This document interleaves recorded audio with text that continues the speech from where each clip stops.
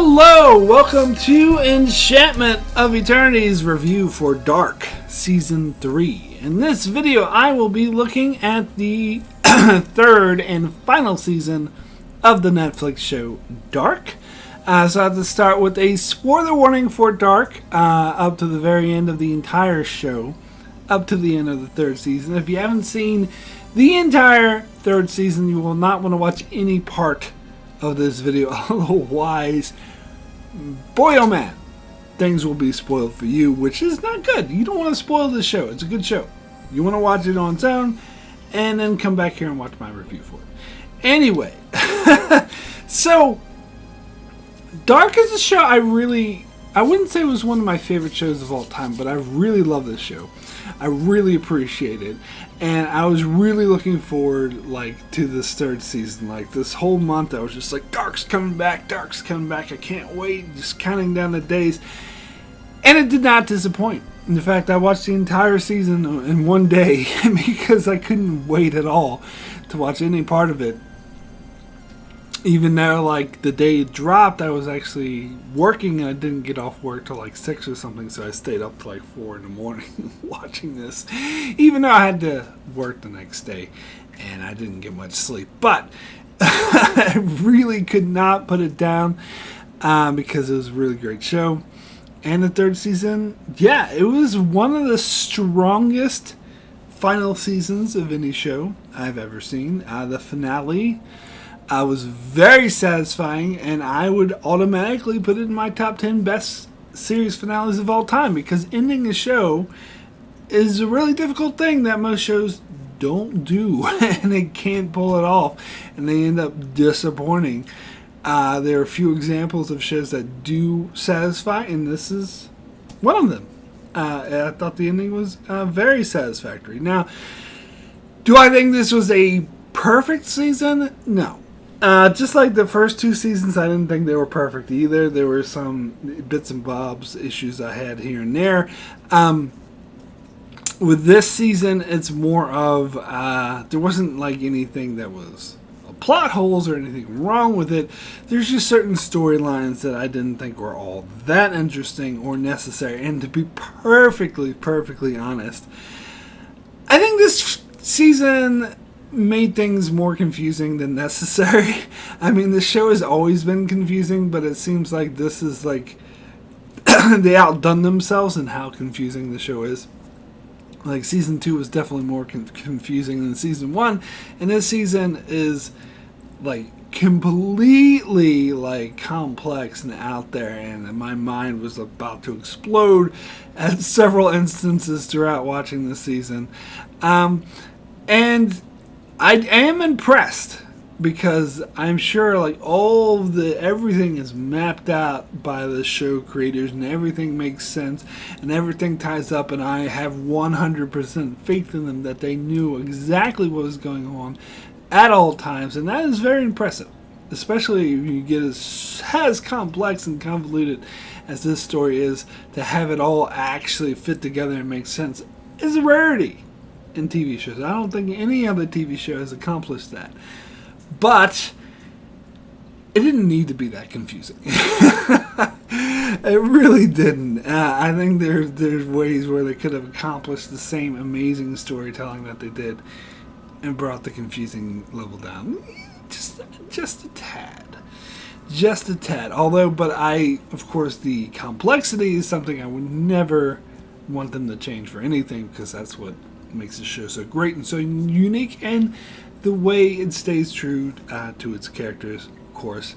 And of course, learning, you get all the revelations. This doesn't disappoint unlike some other shows. Lost!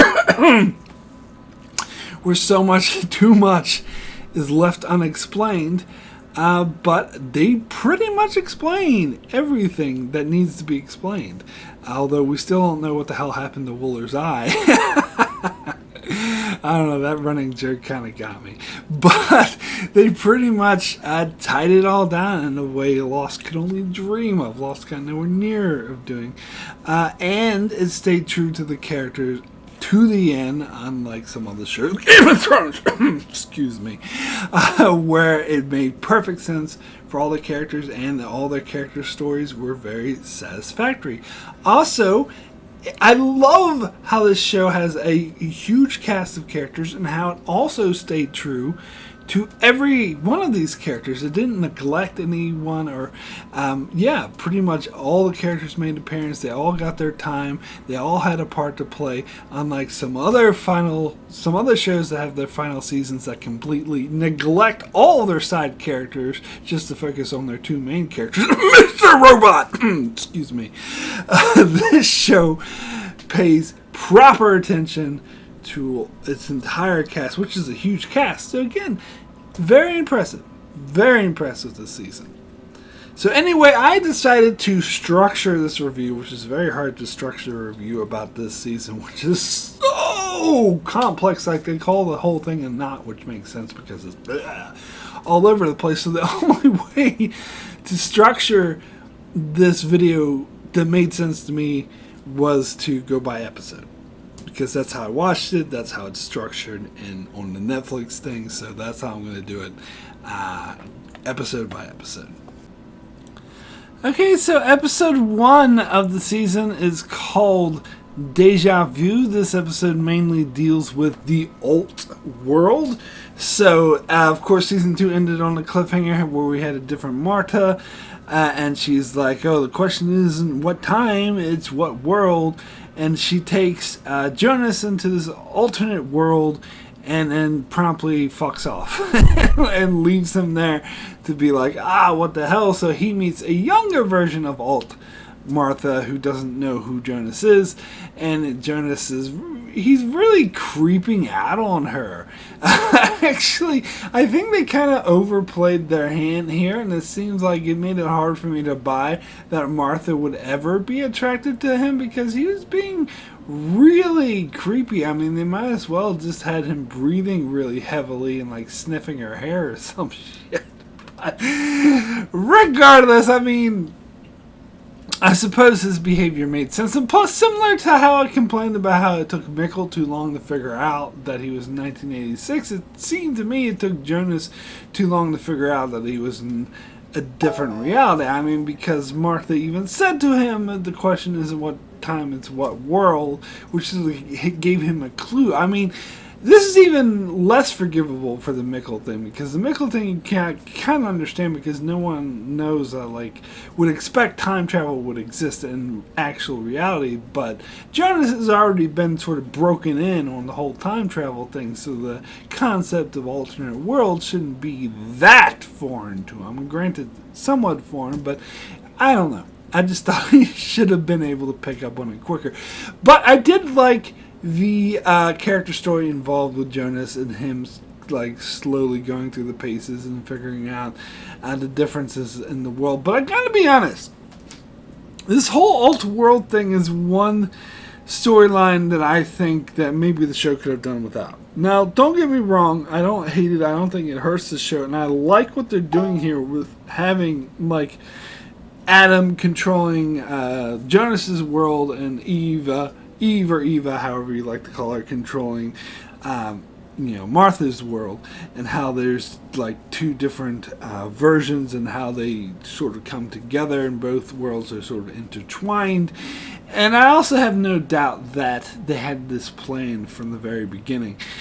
But I don't know. I think there is a way. I don't want to get my head all twisted, but I think there's a way they could have accomplished this without bringing this in. And even if they didn't, I still think it kind of hurts the show spending so much time. I did like following Jonas through this episode, but then of course they have to introduce us to this whole alt world, and we're basically getting the same events we got in the first episode or in season 1, but from a different perspective. And I'm sorry, but that gave me strong vibes from the Flash Sideways in the final season of Lost, which, if you haven't seen that show, they were not good. They were, in fact, very bad. Now, granted, the revelation of the Flash Sideways is what made that horrible. So, I'm not saying that this is anywhere near as bad as the Flash Sideways. It certainly is not. But it gave me that same vibe. It gave me the same vibe of the, ooh, this is kind of similar to what we experienced in season 1, but different. Ooh.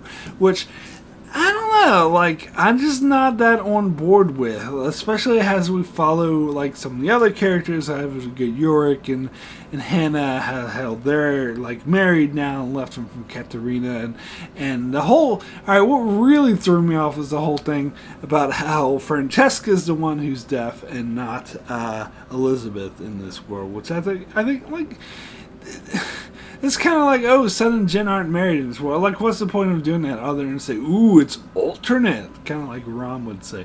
But anyway, I didn't think it was necessary. But don't get me wrong, like, I still enjoyed this episode. As I said, I enjoyed Jonas's journey through it and how confused he was and how he's sort of getting to learn. And also how Martha is basically, how it's kind of, again, it's a loop. Because Jonas meets Alt Martha, but Alt Martha first learns about the alternate world through Jonas. So yeah, it's a loop and everything. So I thought that was interesting. We're also introduced to the character of the Unknown, which I think, why couldn't they just come up with a name for this character? Maybe it's Bob. I'm going to call him Bob now. Now his official name is the Unknown, and he's really weird and creepy. He's kind of like the Noah of season 3. I think Adam was like the Noah of season 2, and I think that the Unknown is kind of like the Noah of season 3, where he's just like, you know, creepy, shows up and does creepy shit from time to time, and then towards the end of the season he gets fleshed out more and you learn more about him. He always like has his talks like really funny, like I didn't really get when I first saw this episode that when they do this weird like thing, they're actually jumping from one world to another. So when they showed us 1986 and the Unknown popped up and killed what's his face, Doppler, I thought this was happening in the alt world. I didn't get that this was actually happening in Adam's world until like I rewatched it and I noticed like that they did that, which I caught on to later episodes. But when I was watching this first episode, I didn't catch that.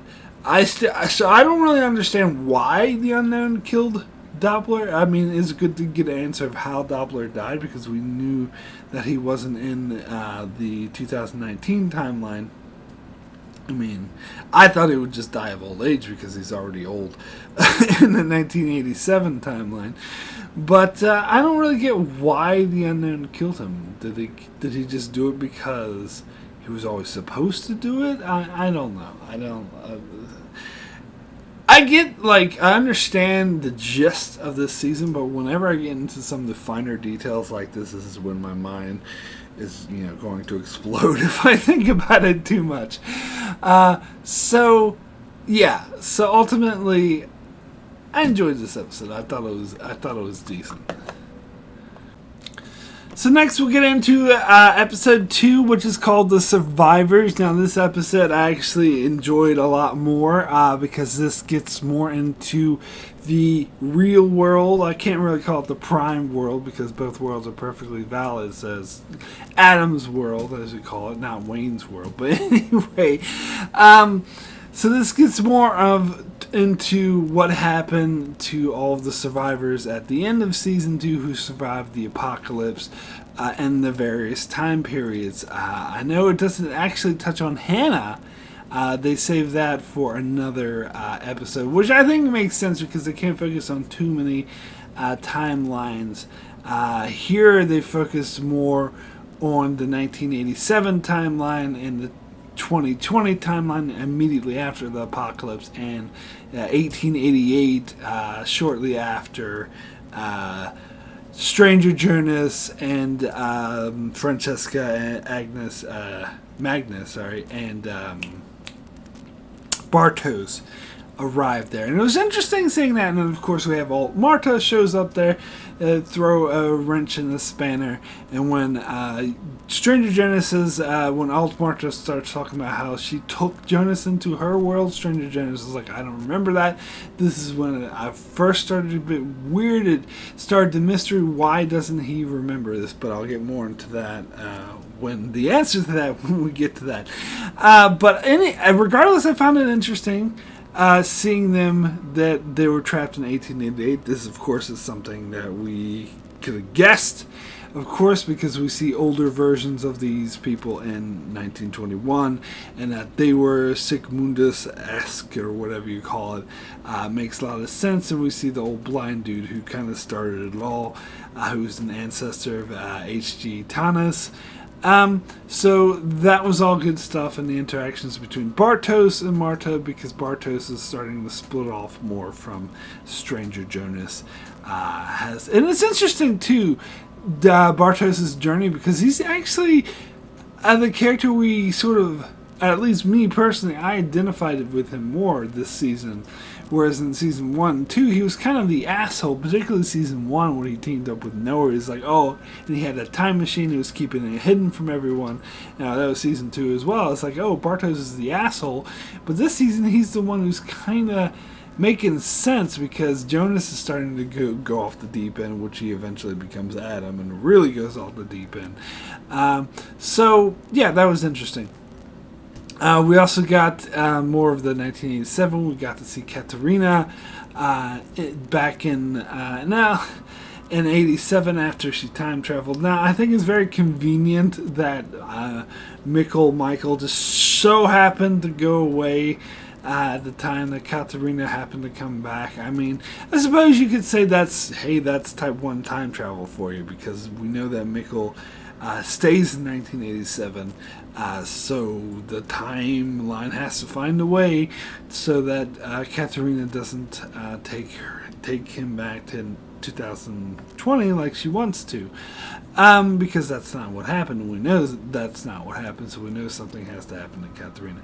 Now, I originally had a theory that the alt world was first created, that we'd get, this is before season 3 started, it's in between 2 and 3. I had this theory that the alt world was created by Katarina going back in time and, taking Mikkel back to 2020, which created an alternate timeline, is like split it off, sort of type 3 time travel, as we talk about what Avengers Endgame does and stuff, where if you change the past, it creates another timeline. That's what I thought they were going to do, but apparently not. Apparently the alt world is not an alternate timeline. It's a whole different universe, which I don't know. I think I get these terms conflated a lot at a lot of film and movies. Actually, I think Avengers Endgame is one of them. Use those terms interchangeably, but in Dark, they're very rigid in different things, which I'll get into later. But anyway, it was interesting seeing Katarina interact with her younger self and Hanna, and how young Hanna tries to tell her about older Yorick, which of course she doesn't know, but Katarina is able to piece this together. But I love how Katarina just slams young Hanna against the wall. It's like, you stay away from Yorick and you stay away from Mikkel, and she's like, just stares at her. I was like, what the fuck? She's just like a crazy old woman. And it's interesting, and we get more stuff in the 1997 timeline, which again, all this stuff is what always came to pass. So it's not like any huge revelations, but it was interesting. And then in the 2020 timeline, we get to see Peter and Elizabeth sort of struggling through trying to survive in this post-apocalyptic world, and how they're looking for Charlotte and Francesca, who of course not there because they time traveled. And it's interesting, and because we don't know, this is when we get our first glimpse that Elizabeth did time travel. But when they're looking at all the dead bodies, they show Wooler, they showed that inspector guy from season 2 was kind of really inconsequential, I don't remember his name, and they showed Alexander, and so all those people who were there when the incident occurred, but they don't show Charlotte. So to me, that was a clear indication that Charlotte traveled, which makes sense because at the end of season 1, we saw Jonas and Helga sort of look at each other through this rip and tear in space, and they touch hands, and Jonas ends up in a totally different. He jumps 33 years in the future, and Helga jumps 33 years in his future. So it makes sense that we saw older Elizabeth and Charlotte looking through each other through that rift, that since they touched hands, the same thing would happen to her. But anyway, I really love the scene where we see young Noah go up to Peter and just tell him outright, look, you're going to die and I'm going to take care of Elizabeth. Which I thought was a really creepy scene. And it makes sense because young Noah met older Noah, and older Noah probably told him what's going to happen. And of course, Peter, I don't know, I think he's in denial. He doesn't want to believe it. Or maybe part of him does, but I just found that an incredibly creepy scene. And it does make sense that Peter wants young Noah to stay the hell away from Elizabeth, but of course we know that's not what's destined to happen. So I found this episode pretty interesting. So then we get into episode 3, which is Adam and Eva. This is a pretty interesting episode because it's got a bit of a sense of symmetry to it, because you have the older version of Eva manipulating Jonas from the other world, from a different world, and saying, oh, you can change things, you can save people, you can save the apocalypse, but really what she's doing is like trying to make it happen. In fact, it's exactly what Adam did to him in season 2, and she even brings that up. It's like, oh, Adam manipulated you, he's a liar, but I'm telling the truth. Well, really, she's doing the exact same thing.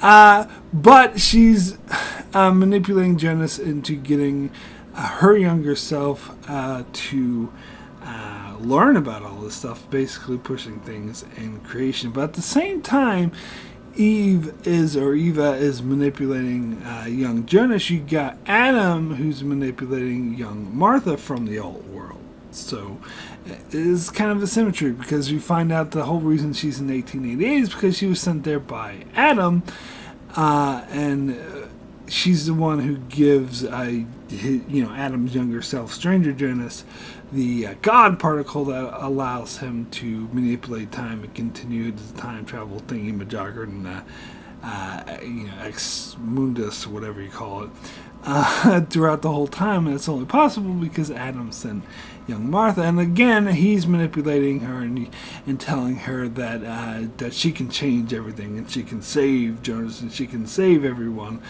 But really, that's a bunch of bullshit. And also because Adam, as we learn, will kill that version of Alt Martha, just like Eve will kill this version of Jonas that she's manipulating in this episode. It's got that cool little symmetry to it. And plus, we see Jonas go back and tell the younger version of Alt Martha, who's wearing the yellow raincoat. I love the yellow raincoat, by the way, that she's wearing it. Tells her to convince her about all the time travel stuff is true by telling her about the vision she saw, and then taking her into the future, which in the alt world is a desert wasteland instead of a winter wasteland like it is in Adam's world, which is interesting.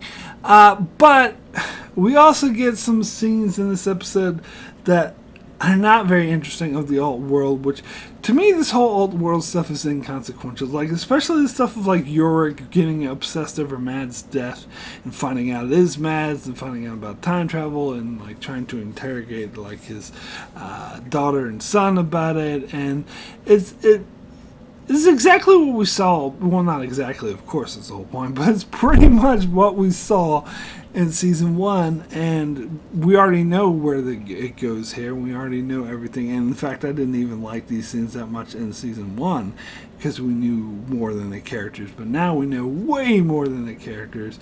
And plus, of course, Ulrich is having an affair with Charlotte, and Hanna finds out about it and wants to destroy her, and is going to blackmail Alexander in order to do it, pretty much just like in the Adams world. Now, I know the whole point is that the same things that happen And the alt world, or Adam's world, also happened in the alt world, but differently. Like, they happen differently, but the results are all the same. So even though things go down a bit differently, it ultimately, the end result's pretty much exactly the same.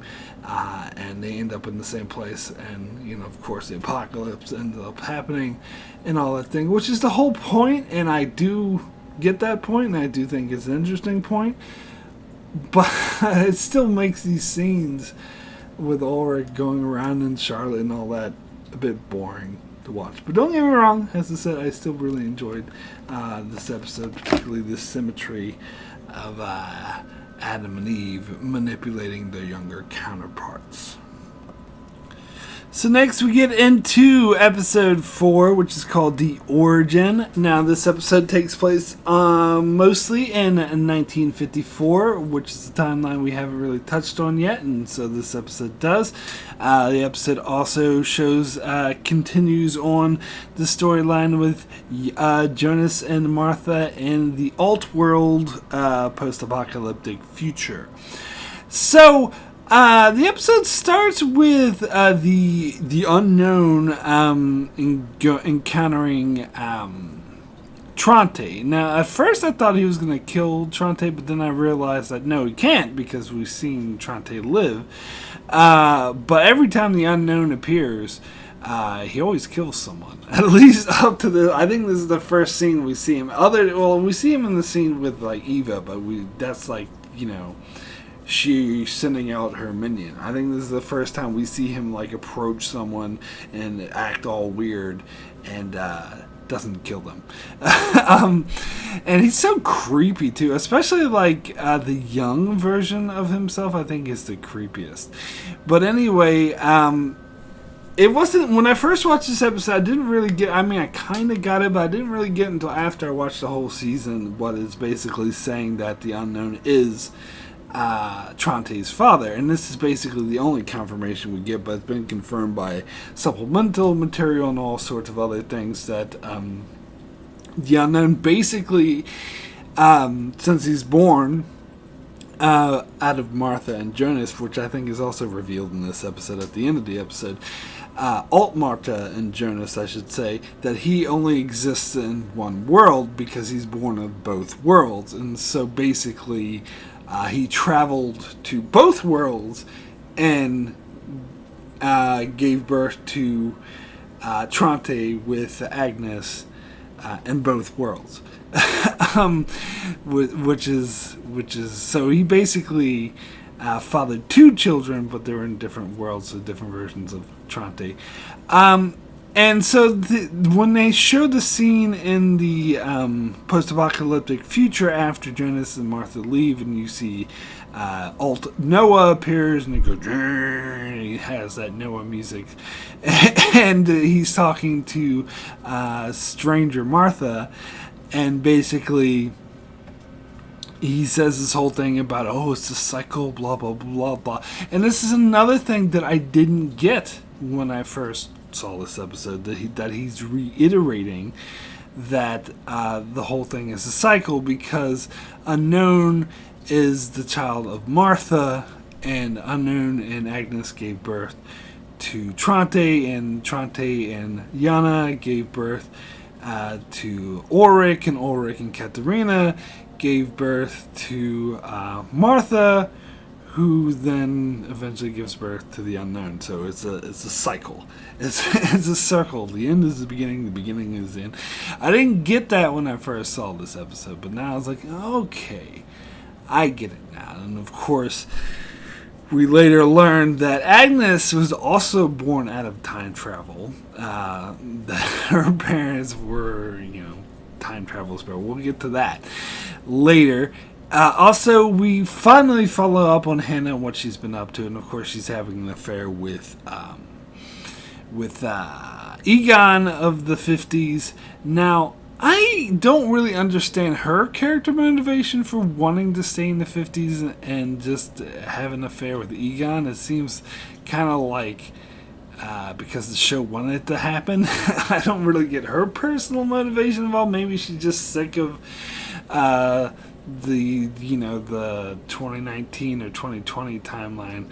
I mean, I suppose didn't they warn him the apocalypse is coming, so maybe she's aware that there's an apocalypse back there, so that's why she doesn't want to go back. I don't know. Maybe she's trapped there. I didn't really get that. And I don't know why she's really having an affair with Egon, but it's basically so they can have a kid together. And you know that their kids are going to be important.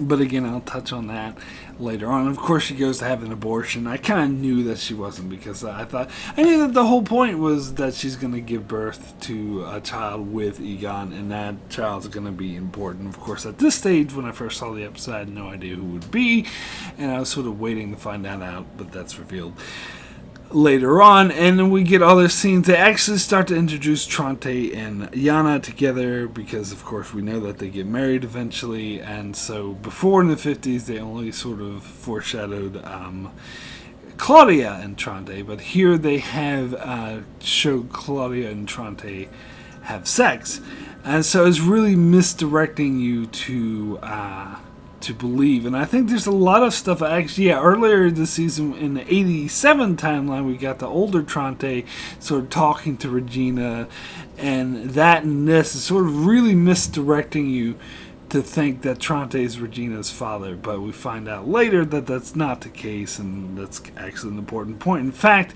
we find out that her father is the Doppler guy who runs the power plant. In this episode, in the 50s, we see him, he's like a grown man talking to Claudia, who's, a teenager, and being like, oh, you're so pretty now. Now we know that eventually they will, have an affair and conceive a child. That's kind of creepy, the way he's talking to the little girl, but whatever.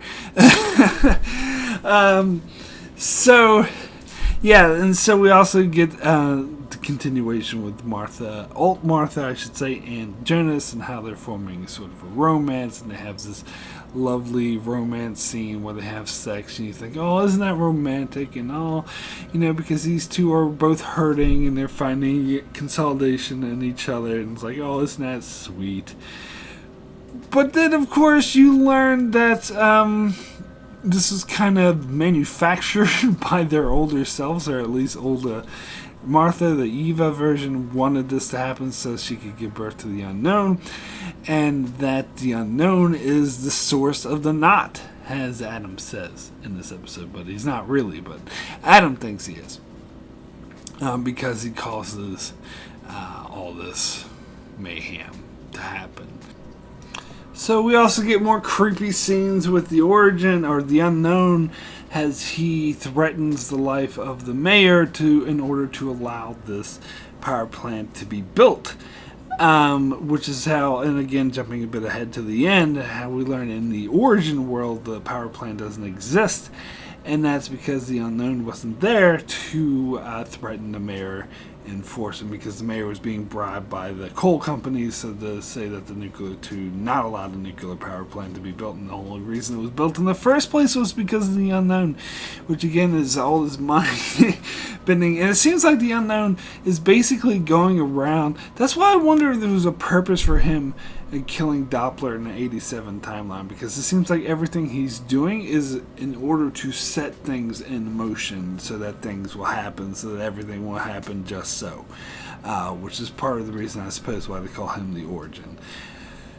But anyway, he also tells Doris, basically spells it out to her, that she is that her husband Egon is having an affair. And of course, he knows that was also having an affair with Agnes, and saying that, oh, you're only interested in the woman, or whatever. And so Doris leaves Egon, which of course we knew was going to happen, and he starts to become an alcoholic, which again we knew was going to happen. It was mentioned in the 87 timeline before. Now here's an interesting thought I have, is that Agnes is born of this time travel loop thingy, and Egon is having an affair with Hanna, who traveled back in time.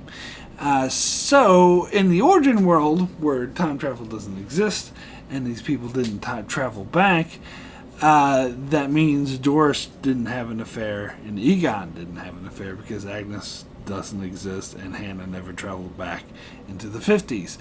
But, I mean, who knows? Maybe they just found other people to have an affair with. They obviously had an unhappy marriage, so, but it does make you wonder if they did actually stay together in the origin world. But anyway, I'm jumping ahead.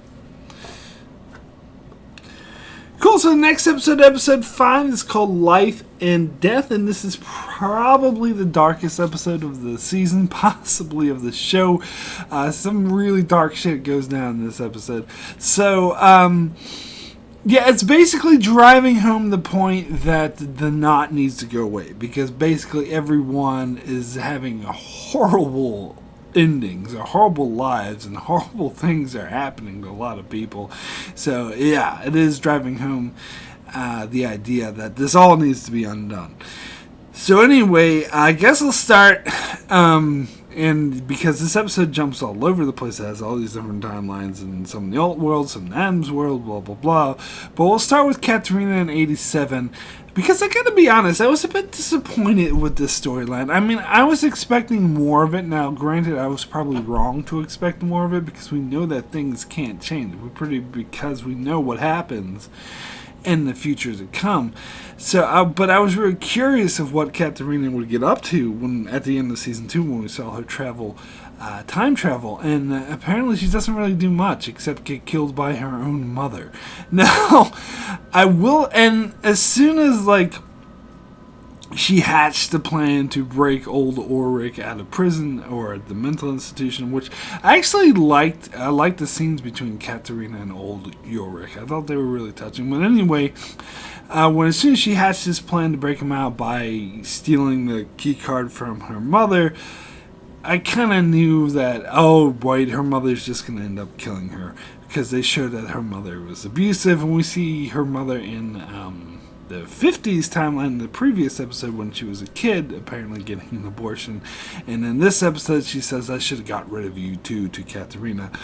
So anyway, kind of so Katarina's mother thinks that future Katarina is just a crazy groupie who marries killers or whatever, people in prison, and so she doesn't doesn't think very kindly of her. So when Katarina attacks her to try to get the key card, she kills her. And this is sort of, I will admit, I watched some videos that analyzed a really brief clip from the trailer and said, oh, I bet you this clip is Katarina's mother killing her. And they were correct. Now, I don't think knowing that necessarily spoiled it or ruined it for me. I honestly don't. I don't know. I'm not a huge fan of it. It seems a bit sort of kind of pretentious. It's like, ooh, her own mother kills her. You know what it reminds me of? It reminds me of Lost. Spoilers for season 5 if you haven't seen it, but it's not very good anyway. Where Daniel Faraday travels back into the 70s and he ends up getting shot and killed by his own mother. So it kind of reminded me of that, which I really didn't like, and I don't know. I don't hate this as much, but I don't know. It seems kind of a waste for her storyline. It was just like, ooh, isn't this dark? She's killed by her own mother. And then to make things even worse, to drive this point home even further, they show after her mother kills Katarina, of course, she doesn't know it's her own daughter, but she kills a woman, and after she kills a woman, she goes home and beats her daughter. Just as she killed the future version of the daughter, and now she's going home and beating her. I'm like, my God, man. Again, I suppose it's all about driving home that this knot needs to go away, because it's not good. Not good. I'm sorry. But anyway, so even worse, we get an even darker scene in this episode in the 2050 or 2020 timeline right after the apocalypse, and this is sort of hinted at where young Noah said to Peter, "Oh, you're gonna die, and I'm gonna look after her." And we see this happen again. I wasn't a huge fan of this scene. Of course, this guy, and breaks into the trailer just to steal food and attempts child rape, which not very pleasant to view that. But then Peter shows up, saves her, but then the fight ensues and he gets killed. This whole scene was very reminiscent of The Walking Dead to me. It really reminded me of kind of this post-apocalyptic, people are out to get everyone and kill everyone. Every time they meet someone in this post-apocalyptic world, they try to kill you and take your stuff, which, I don't know. I don't know if that's really how. I think this is really fictional that people would actually act that way in a post-apocalyptic world. But what do I know? I've never been in a post-apocalyptic world. But I think it's just too over the top, too edgy. Ooh, just some random guy shows up and tries to rape a little girl and then kills a guy. And then the way that Elizabeth just smashing the dude's head in with the fire extinguisher, just squishing his head. I mean, god damn it. After watching her father get killed. This is dark shit. Again, it's the name of the show, but still, it is really dark shit, and it's really driving home that, this knot needs to go away. And then, of course, in '87, we actually see young Peter for this first time, because we hadn't seen him in the first 2 seasons, where he meets Charlotte, and it's funny, they should reveal him at the same time in the episode where we see the older version of himself get brutally murdered, so I guess it's driving home that, hey, this is a nice guy, let's make a timeline where he doesn't get brutally murdered like this. And of course it introduces Charlotte. Here's H.G. Hanna. Let's talk about his real granddaughter Charlotte and his son who got killed in the car crash, which really sets up for the finale nicely. But yeah. So anyway, the other, of course, thing we get in this episode, I mean, we get the two Claudias talking to each other, which is, it's really nice building blocks to show how Claudia became, because this is the 80s Claudia who traveled to 2020 and will eventually become the old wise of time travel ways Claudia, and we start to see bits of that here. That is started with the Claudia from the alt world trying to manipulate her and be like, oh, we have to keep the knot intact, and trying to tell her what to do. And at first, at this stage, while watching this episode, I thought that maybe Claudia was totally on board with the alt world, but I'm glad. I actually think it's really clever that it turns out not to be the case. But then, of course, the big thing that happens in this episode is after Alt Martha and Jonas have after they get together, they try to stop the apocalypse. And so Eva had told Jonas that you can stop the apocalypse and save everyone, and then Stranger Martha told Jonas and younger Martha that, oh, you can only save one world. And they were both lying, which is what Jonas finally figures out, because he sees some of the events, like the thing that rips Marta's cheek, which is exactly what it looked like when he saw the different version of her. So he's starting to realize that they're actually doing the same thing Adam did to him and making everything fit right into place. Nobody's trying to change anything. The apocalypse is going to happen in both worlds, and they're actually having that happen. So he has this big confrontation with Eva, and then Stranger Martha appears, and then a slightly older version of Martha appears with the younger version of Martha. This is like 4 Marthas, one room, and one of them kills Jonas. Now, when I watched this episode for the first time, I was screaming. I was like, what? What the hell just happened? What is going on? How the fuck can Jonas die? Because we know he's alive. My head hurts. What's going on? I was so confused. Of course, they will explain this, and I find that explanation even just really confusing as well, and that's where it starts to leave me. But anyway. Alright, so next episode 6, is called Light and Shadow, and this is where my head really starts to hurt. Oh my gosh, it's what the hell is going on? Alright, so first of all, I guess I'll have to talk about this divergent timeline thing, which this is what I really thought the season could have done with that. I think this really makes things like really overly complicated, and this, in contrast to a lot of other things, I feel like if you really look at it and examine it, it kind of doesn't hold up. And it doesn't really make sense. Okay, so as we're first introduced to this in this episode, or at the end of the previous episode, they explain more about it in the next 2 episodes, I think. But basically, Adam is trying to untie the knot, so to speak, by killing Alt Martha, who's pregnant with the unknown. So he figures that the unknown is the origin. When he dies, it will untie the knot and everything will cease to exist. But as we learn later, a couple episodes later, when he does do this, nothing happens because Alt Martha, or Eva, or Eve, whatever, she found a loophole or a way around this. It's like a literal loop through using alternate timelines, and this explains how Jonas died. But actually Jonas is still alive because there was an alternate timeline, and how Alt Martha is about to be killed by Adam, but there's another version of Alt Martha who's still okay. And again, I think they go into more detail in the next episode, but basically the timeline diverges when Bartos interrupts Marta from taking Jonas into her world, because apparently it happens in one reality where that happens, in which case Art Martha never takes Jonas into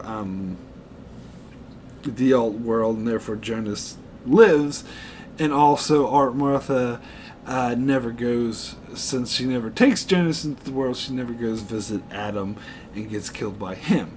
So there are 2 different versions. Apparently, like, the Jonas version diverges before he meets Alt Martha, so he never meets Alt Martha, which explains why Stranger Jonas in 1888 had no idea who Alt Martha was, and when she was trying to say, "Oh, I took you, Jonas took you into the other world," he's like, "Why don't I remember that?" It's because he never did. Whereas Alt Martha diverges after she met Jonas. So both versions of Alt Martha know who Jonas is, because she's also pregnant with Jonas's baby, which is very important because the one who survives is still able to give birth, even though Adam tries to kill her to prevent the unknown from ever being born. It's really confusing. And what I mean by it kind of falls apart the more you think about it, because if there's really like 2 alternate timelines, then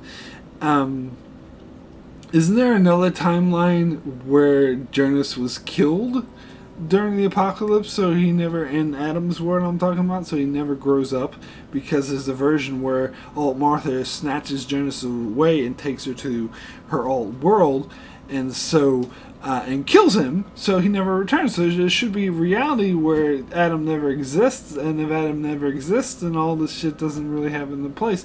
Now, I think what they're trying to say is that the alt world doesn't continue because it kind of stops there or whatever, and the only alt world is the one where Marta never takes him in, or the only timeline that continues. The one is the one where Jonas is never met by Alt Martha. But oh my god, you see how my head is hurting now. This is so confusing. I actually don't think that makes sense. I don't know. Maybe they had the charts and they charted it all out and they say, no, this makes perfect sense. But I have my doubts. And even if it does, even if I'm wrong and someone gets graphs and diagrams and says, no, this proves you wrong, Mark, they did have everything proved out, I still say it's unnecessarily confusing. It's not necessary. It's just too much. It's too much. Like, So I talked about before in many other videos, and I get this from this other YouTuber, Lore Runner.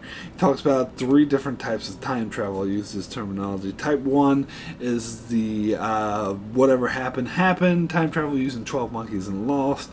Type 2 is more of your traditional, pretty much most time travel movies and Star Trek and stuff.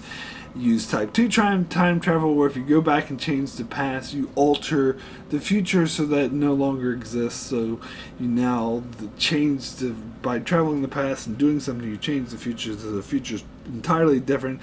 So in order to restore it to its proper timeline, you have to go back and fix whatever it was that got changed. Type 3 time travel is if you go back in time and change something, it creates another alternate timeline, another universe, kind of like Avengers Endgame in the Star Trek 2009. That that the timeline came from, that's fine, that goes on fine, it still exists, but you now create another timeline where the change that you made has different consequences and things turn out differently, so you have multiple universes and multiple timelines. And this Dark basically uses all 3. This was pointed out to me. That for most of the show, it's type 1 time travel, where you go back and you try to change something. It always happens, so you can't really change anything. You make it there, whatever happened. But here we're introduced into the concept of type 3 time travel, where they created these alternate timelines. Now, and it gets even more confusing because these alternate timelines are different than the alternate worlds, that is Adam's and Eve's worlds. Those are totally different worlds or different universes, but that's a different concept than the alternate timelines that Eve created. See why my head's about to explode. And then, of course, in the finale, they bring in type 2 time travel, where Jonas and Martha changed the timeline. They changed the past, so they affect things so stuff never happened. And, wow. So they just doing too much. And, so anyway, this episode mainly deals with the apocalypse in the alt world, and it kind of sets the stage for how everything in the alt world sort of kind of ends up the same. Because again, jumping ahead to the next episode where we know we get the full picture of the family tree, here they show how that same family tree is going to come to pass in the alt world, because we see old Egon go to Hanna and save her from the apocalypse, and Eve says something to Egon about, oh, make sure that you preserve the family tree. So basically, old Egon's going to have a baby with Hanna, and that's going to be Celia, and she's going to travel back in time to have a baby with Bartos, because in here we see the older version of Bartos take young Bartos. Obviously he's going to end up back in 1888 or whenever. Maybe he's not going to end up back anywhere, actually. I don't know. Yeah, he has to. I don't know, I'm confused. But he's going to end up somewhere, and he's going to have a baby with Celia, and that's good. The baby's going to be Agnes and Noah, and then Agnes is going to give birth to Tronte, and Tronte's going to give birth to Ulrich's going to give birth to Martha, blah, blah, blah. Martha's going to give birth to the unknown, who's going to give birth to Tronte. Okay, I'm stopping. But basically, I don't know why would Hanna, I don't know. I think it's showing her having a miscarriage here, so she's not going to have Ulrich's baby. That is alt Hanna. And so she's going to have baby with old Egon? Like, why would she do... I don't know. Don't ask me. And I was also wondering how Bartos ended up... Alt Bartos, I should say, ended up in wherever the hell he ended up, and how he survived the apocalypse, because in the Adam's world, it was Stranger Jonas who saved him, along with Francesca and Magnus. But in this world, we see it was actually an older version of Bartos who saved him, and that Magnus and Francesca actually die in the alt world, which is a cool shot we get at the end. And here's another question I have. How come in Adam's world, Magnus and Francesca, they travel back to 1888? They're obviously a couple, they're in love, we see them as older people, and they're still a couple. How come they never had any kids? How come we didn't reveal like this person we knew the whole time was actually their kid? But I don't know. Did they say something about Francesca being infertile or anything? I don't remember them saying that. But anyway, it's probably too confusing as it is already. And we also find out that it was Stranger Martha who wrote the note that she gave to Stranger Jonas in 1888, and that's how he got the note.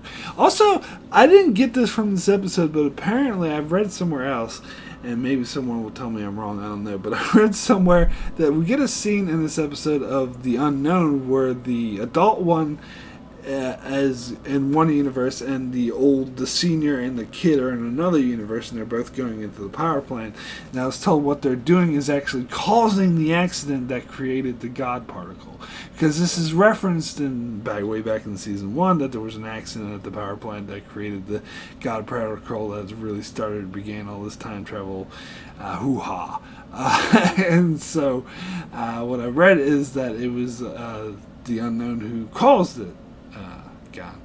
Yeah. Anyway, let me get to the next episode before my head explodes. Okay, so next we come to episode 7, Between the Time, and I love this episode. I think this is an amazing penultimate episode. I think most shows wouldn't dare do an episode like this because they think, oh, we're just telling the audience what they already know, we're just re-emphasizing things, and they can fill in the gaps, and they don't need this episode. But we really do. So basically, and this changes the entire format basically because it goes outside of the 33-year gap, because the show up to this point switching back and forth between all these different time periods, but within 33 years apart, so they're basically flowing at the same time. It has that kind of flow to it. There's one exception in season 2, but basically that's the case. But there's a lot of missing information that we need that happens in between these time periods, and so this episode just goes back and forth and goes back and forth. I love how it has the sort of it uses the years flipping back and forth really fast to show the different time periods that they're going through. And I just thought it was amazing. So it starts with the old world, where it explains the whole alternate timeline thing, which I already talked about in the previous episode. It's confusing, and I don't really get it.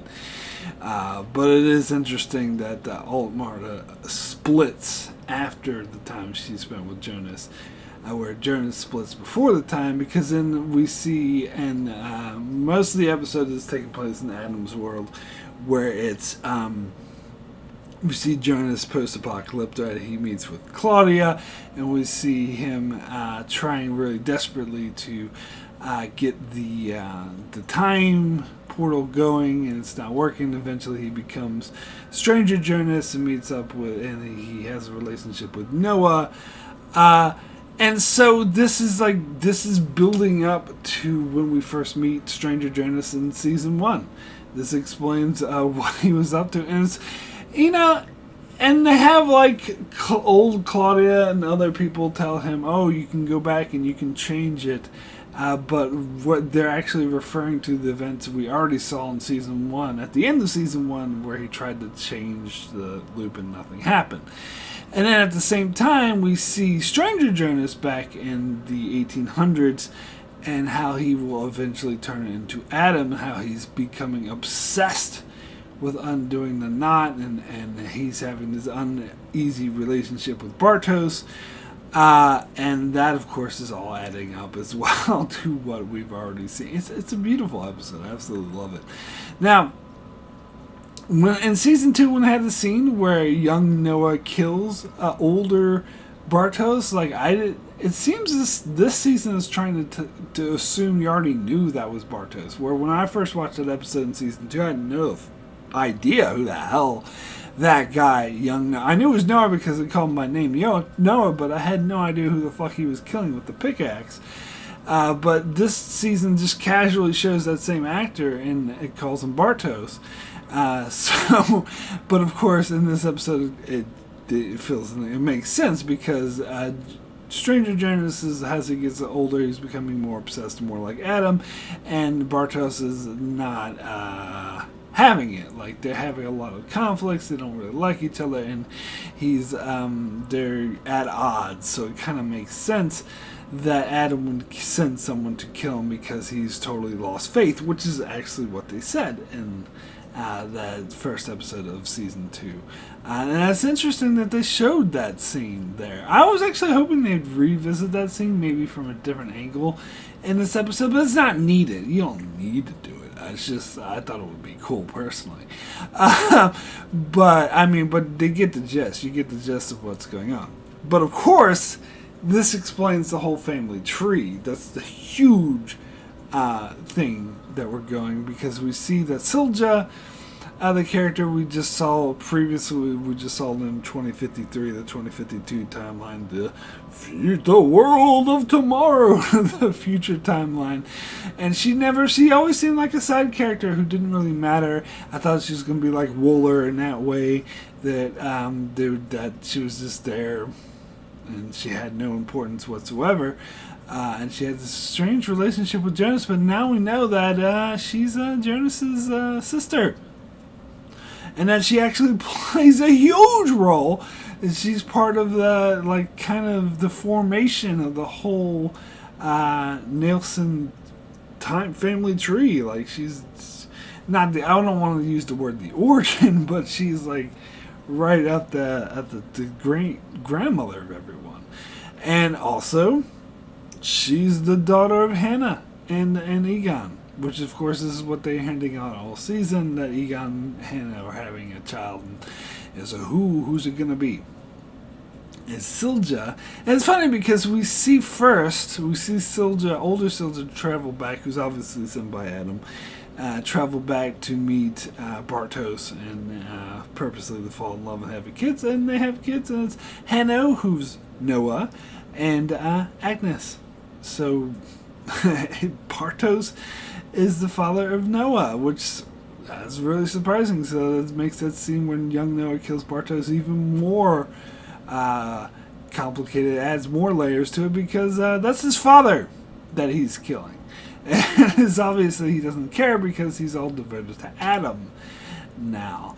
But that gives, again, more layers to that scene, that I guess I was like, oh, I always thought it would be you, or something, whatever he said, and he just seemed to let young Noah kill him. But, so that's pretty mind-blowing. But then, of course, you see when they reveal who Silja is, when Hanna travels back. Now, it's funny because Hanna said that an old woman told her to go travel back to Adam, or Jonas. He's like in between Stranger Jonas. He's basically Adam at this stage. He's lost his mind. He's got all the scars. You want to know how I got these scars? And they had that scene towards the beginning of the episode that showed Stranger Jonas was like fucking around with the time machine and getting hit. So you assume like that's what happened to him, that he kept fucking with it and it just messed up his face. Which is what I'd already assumed anyway. But anyway, he's kind of off in cuckoo land when she shows up with Silja, because I think he already knows what needs to be done with Silja, that she needs to be sent to the future because he already had met her there. And then eventually when she grows up, in the 2053 or whatever, Adam will send her all the way back to 1888 to start this whole family tree. And she knows that Hannah's not simply going to let him take her away, so he has to kill her. And the way he touches her face is like, Mom. And then kills her. So twisted. Fucked up. And it's also towards the end of this episode that she call back to, I think, season 2, where Stranger Jonas meets Hanna. It's like, Mom, and they hug. It's like almost like that when Adam meets Hanna. It's like, Mom, and then kills her. It's just very creepy.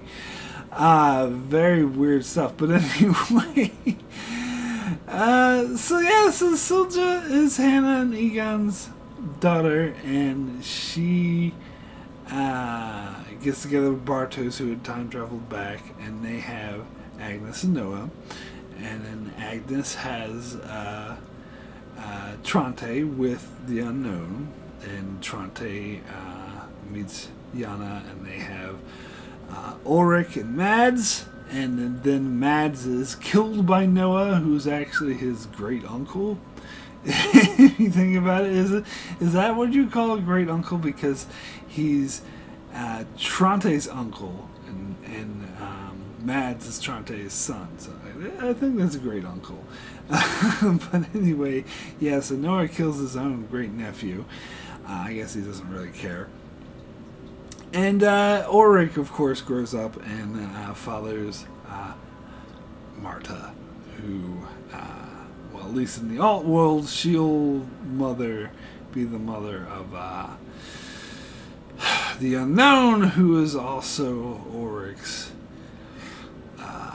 grandfather. Yeah. Yeah. So it's a weird family tree. But yeah, I love this episode. I love how it fills in all the gaps. And also, like, we are not even aware of it, but they're actually showing us the origin world, which is, I think, really cool too, because they don't introduce the concept of the origin world until the next episode, till the finale, but they show H.G. Townhouse and what he's doing, and it's like, what the hell is he doing? How does this fit in? This doesn't make any sense. But then, of course, they'll explain it later that it's actually the origin world, and I love how they show us glimpses and just feed it in here like it's like the normal kind of thing. And of course, they also show us, this is something we didn't need to see, but it was cool to see. They show us the origin of Charlotte. There was actually, we see that Charlotte and Elizabeth go back in time, and they're the ones who take young baby Charlotte away from young Elizabeth, and they don't show them take baby Charlotte to H.G. Townhouse, but in the previous episode, H.G. Townhouse talked about how two women showed up and gave him the baby. So that was obvious, older versions of Elizabeth and Charlotte. We don't really see what happens to him afterwards, nor do we ever get an answer of where the hell Agnes went, because Adam sent Agnes somewhere. Where the hell did she go? And what happened to Francesca and Magnus after they took all Martha back? I don't know. Maybe none of that matters, and I'm just overthinking it, which is pretty easy to do with this show.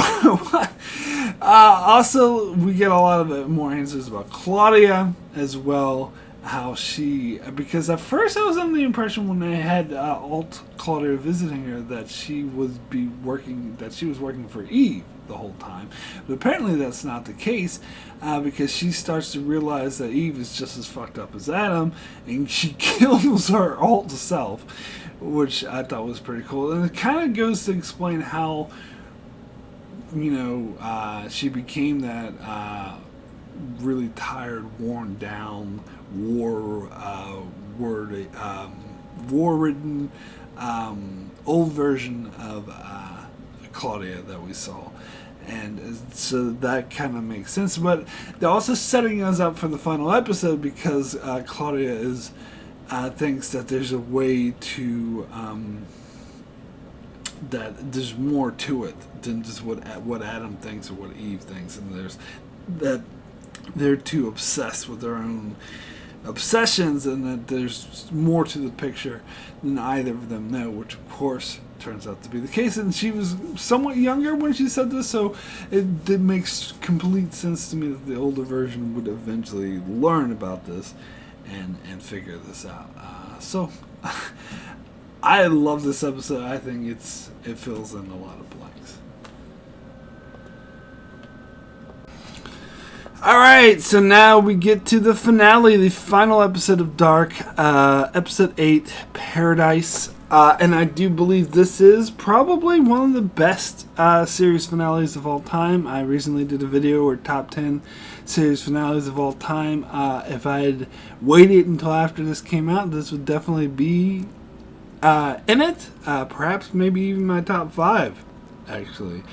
I think this was really successful and a great way to end the show and to sort of tie everything together. And I don't know, the more I think about it, the more I think it's like a masterpiece. And part of the reason why I think this finale works so well is because it kind of... I talked earlier in the season about how everything got so complicated and my head was hurting. It's hard the more you think about it. Whereas this kind of is a very simplistic story. It's really like simplifies everything and brings it back into one particular focus. You notice how, this show has a huge cast of characters, and that's one of the great things I like about the show. But you notice in this episode, not that many of the cast of characters appear. They sort of condense it. They focus mainly on Jonas and Martha and the various versions of Jonas and Martha. And then you have Claudia, who's also very important, her various versions. And they're mainly the focus of this episode. I mean, you get a couple other characters pop up, like Helga and Ulrich and Tronte, and you see all the characters who survived in the origin world at the end of the episode, such as Katarina, Hanna, Woller, Peter, people like that. But mainly, I think this is the most focused on just the majority of the episode is mainly just focused on Martha and Jonas. And I like that. I like that simplicity. I think it really works. Now, I didn't know this is the first time, but this episode actually begins by showing us the very first scene of the very first episode of the entire show, which again I love. And I love finales that have that full circle that bring you back to the beginning. And the show like Dark, where the whole point is that it's a loop or circle, and the end is the beginning is the end, is often what they say is a perfect way to bring the show to the close. Because when I first saw this episode, I was like, why are they showing us Michael kill himself? Because it doesn't seem to have as much relevance anymore. But the main relevance, of course, is that it's showing us how the whole show began, and showing us, Jonas wakes up from a dream where Michael killing himself. But here they add in the narration from Claudia, which is where she's explaining how the knot works and everything works. So I think it actually was a brilliant way to start this episode. Now, watching this episode a second time, I kind of understanding the Alt Martha's timeline a bit better, because her timeline is shown to us entirely out of sequence in this season, so it's actually hard to keep up with. Whereas Jonas, for example, he's mostly in sequence up until he's killed, at least the version that travels to the Alt world anyway. Whereas Alt Martha it was harder for me to follow her story, but I think I got it pinned down where so she, from her perspective, she encounters Jonas from the other world, who tells her about time travel and everything, and takes her to the future where she sees a future version of herself. Then she makes love to Jonas. She gets impregnated with his baby, and then later she's brought to the older version of herself, Eve, and in the stranger version of herself, all encounter her, and then she sees another version of herself who's only like a couple days older, who comes in and kills Jonas. And then so she's really broken by this. She goes home, and her brother Magnus is like, what's going on? Blah, blah, blah. And she's really upset. And then she realizes their apocalypse is coming, so she goes to Bartos to try to stop the apocalypse. And Bartos actually believes her, so they ride on the bike together. They go to the power plant to try to stop it, but then she's intercepted by Magnus, older versions of Magnus and Francesca from Adam's world. They intercept her and say, look, we have a way for Jonas to survive. If you come with us, blah, blah, blah, we'll help you. So then they take her into Adam's world, and Adam says, oh, you have to go intercept the younger version of Jonas and bring him into your world. So then she goes... travels back to the point in time of the apocalypse in Adam's world, right after that version of Martha was killed by Adam, and this is where she diverges and intercepts, and this is where there becomes two versions of her. So one version is goes in and does what Adam says. Takes Jonas back to her world, drops him off, and then travels back to the 1888, and it gives Stranger Jonas the God particle, and then travels back to 2053, where Adam will eventually kill her. But the other version is intercepted by Bartos before she goes into to intercept Jonas in that version. Then Bartos takes her back to the alt world, where and this is what we see in this episode, which is what I'm talking about now, where we see her, she goes to Eve, and Eve introduces her to the unknown, her son, and explains everything that she's pregnant, and that her son needs to exist and not needs to exist, and she meets her son, and that's why she is convinced that she needs to kill Jonas. So then Eve takes that version of Martha back to the point where Jonas was killed, and we see it from her perspective this time, because she's got the scar now. You don't want to know how I got the scar. And so she has the scar now, and she travels back and kills Jonas. So basically, that version who watched Jonas die, that was before she diverged, but the version that killed Jonas was after she diverged. So the other divergent version of her, who traveled back to 1888 and got killed by Adam, she was never convinced, and she was still trying to save Jonas. But the version of her that was intercepted by Bartos and brought back to Eva, she was convinced that to maintain a loop, and she's the one, of course, who grew up to become Stranger, Martha, and Eve. So yeah. So I think I gotta handle that. And as far as alt Bartos goes, like the one we see him when we see him riding his bike with Martha to go to the power plant, and they're intercepted by the different Adam's World's version of Francesca and Magnus, and Martha disappears with them, and then Bartos is then intercepted by an older version of himself who's sent by Eva right before the apocalypse that saves him from the apocalypse, and they probably sort of explain things to him, and then he travels back to intercept Martha in the alt world before she saves Jonas, or before she takes him into the alt world. I mean, Adam's world, whatever. and somehow that version of Bartos ends up in 1888 to give birth to the whole family tree. But anyway, so in this episode, where they sort of change the timeline, where Adam comes in and he intercepts Jonas before, like right after Martha dies, and before Alt Martha can intercept him, or maybe it's in the version where Alt Martha never comes to. I don't think that's relevant or important, but he intercepts young Jonas instead, and sends him on the mission to go to the origin world, and he takes him to the alt world right before Martha, before the apocalypse, when Martha's on the way to Bartos.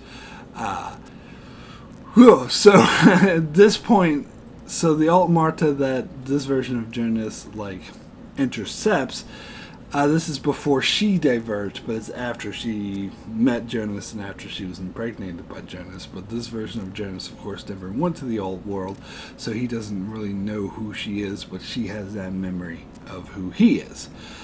So, okay. got this down, it all makes sense.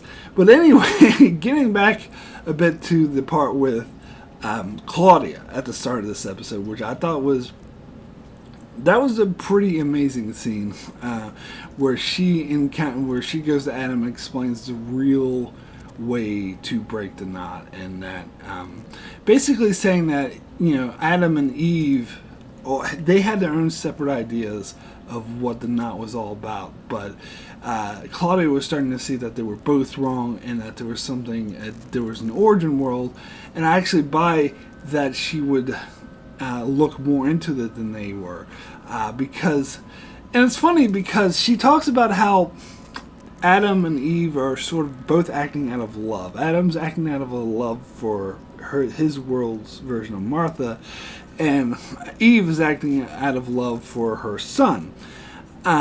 So they both are trying to save them, but in doing so they create this knot, which creates chaos and horrible endings for everyone. It's just a horrible universe, both of them. Like, they make that clear by showing the different version of Alt Aura go back and faces death by Alt Helga, saying that basically the alt world is just as bad as Adam's world. It's not any better. In both worlds, everyone suffers really horrible fates. And they're maintaining this out of a misguided sense of love and trying to save someone. And it's funny, though, because Claudia is the one who's able to find a solution, but she also does it out of love, because she's trying to save her daughter, Regina. But because her daughter, Regina, is outside of the knot, she's able to actually look at it from a different perspective, because Adam and Martha, or Adam and Eve, are so intertwined into the knot they can't see outside of it, whereas Claudia actually exists in the origin world, and her daughter Regina, who she's trying to save, who suffers a horrible fate in both of these worlds, exists outside of it, so she's able to get that outsider's perspective. And in fact, they show her in the past that she travels, like, she kills her alt self, we saw in the previous episode, but she travels in between Adam's world and the alt world multiple times, so she gets like a fuller picture of everything that's going on, and she's able to sort of break the loop and tell Adam about the loophole that they could use the apocalypse in order to travel in between, like, to when time stops, they can use this to travel to the origin world. Like, this is the loophole that Eve has used to create these alternate realities. So she knew about this, but Adam didn't know about it.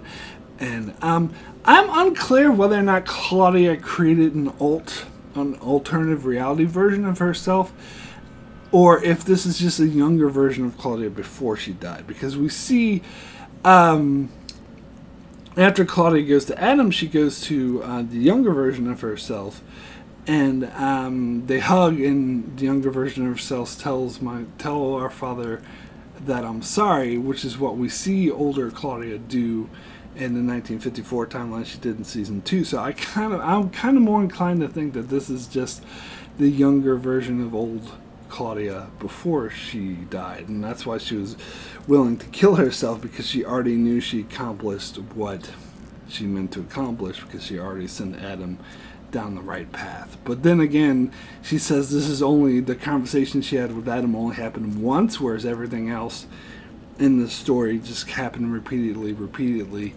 So maybe I'm wrong. I don't know. I'm hurting my head. But regardless, I thought that was great, and I thought this, in the scenes where we get Adam going to Jonas and explaining this, were great. And this is where the story gets a bit more simple, where it all becomes about Jonas and Martha, and how, that scene was so amazing, where he has to intercept Martha before Francesca and Magnus do, and he gets a time machine and he sets it to go off right, and just jumps and grabs her, and they both vanish at the same time. Like, that was absolutely amazing. Of course, this version of Martha had saw Jonas die, so it's confused, but this version of Jonas never met old Martha.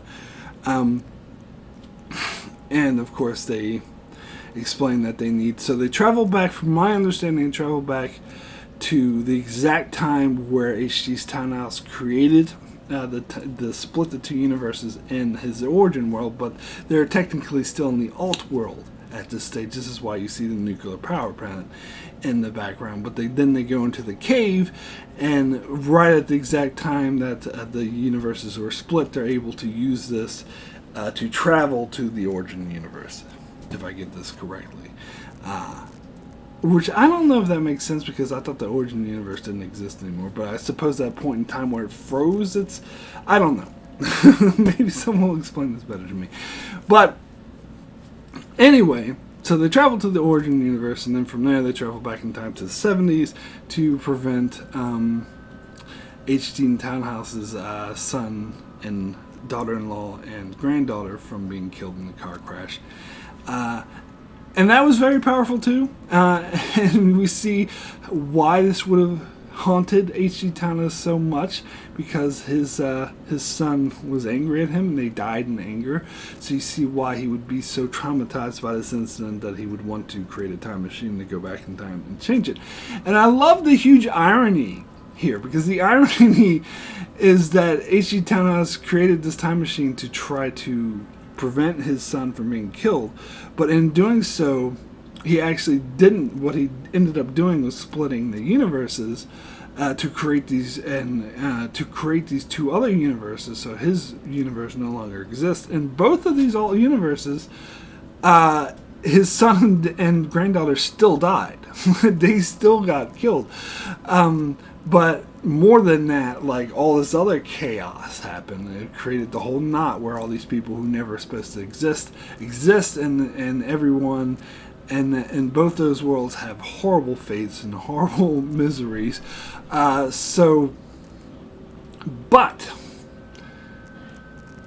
all that being said, out of the knot came Martha and Jonas, who were able to break the knot by traveling back in time and preventing his son and grandson from being killed. So ultimately, he did succeed in his goal of saving his granddaughter, but ultimately he did succeed in his goal of saving his son and granddaughter, but all this convoluted nonsense had to happen in between just to get to that point. And plus, of course, this creates like a paradox, like if the two worlds that Martha and Jonas came from never existed in the first place, how were they able to prevent the son from dying? Because if H.G. Townhouse never tried to travel back in time, that means those two worlds never existed, and the two worlds never existed. How did old Martha and I suppose you could say, oh, it's the loophole of the time freezing, but I don't know.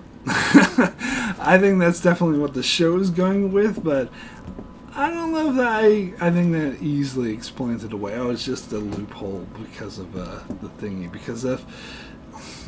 Because once they got into the origin world, they used their time travel to travel back in time to save the sons. But if H.G. Townhouse never created time travel, then how I don't know.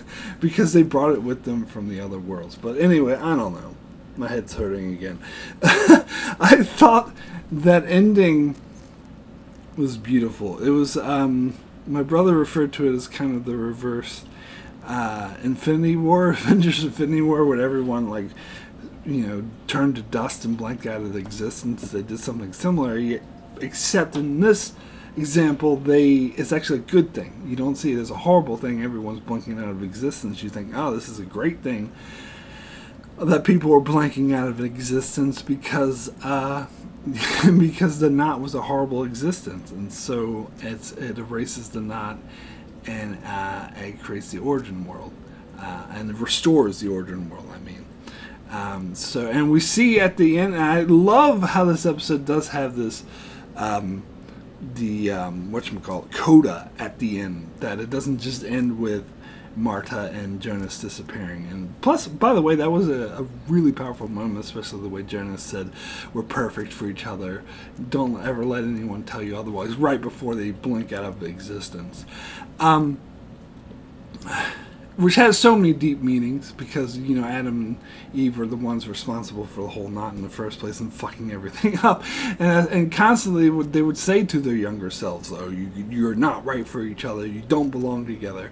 But it ends with them saying, "No, we are perfect for each other," and then they blink out of existence because they're the ones who save everything. They restore the origin universe. So it was a very powerful. It was one of the best endings.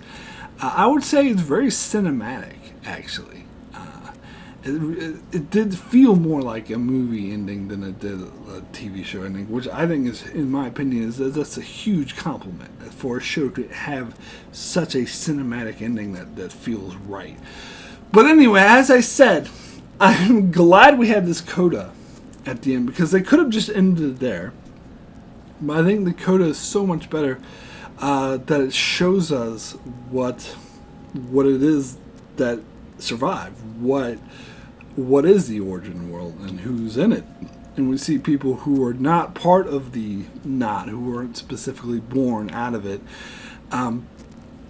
There's Hanna and Katarina who were involved in the knot, but they kind of, the whole family tree that was created by time travel, but they married into it. Like, they weren't themselves born out of it because their own parents had nothing to do with it. It's just they ended up having children that contributed to this knot. So their children that they had never existed.